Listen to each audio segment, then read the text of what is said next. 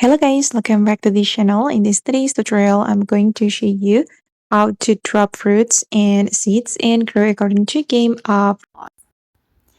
Okay, let's get into it guys. If you want to drop a seed or a fruit, first you're going to go to your inventory, and then for example, I'm going to drop my fruit, the strawberry. So you're going to hold the strawberry and you're going to click on this icon, the drop icon, to drop a fruit. Okay, and when you drop a fruit or a seed, someone will be able to pick it up like this.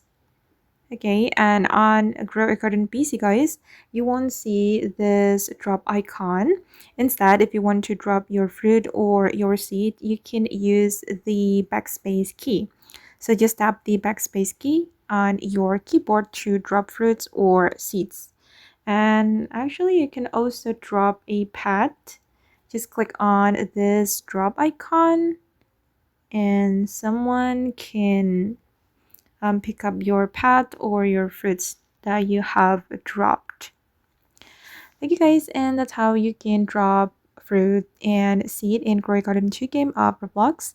I hope this video will be useful for you. Thank you so much for watching, and bye.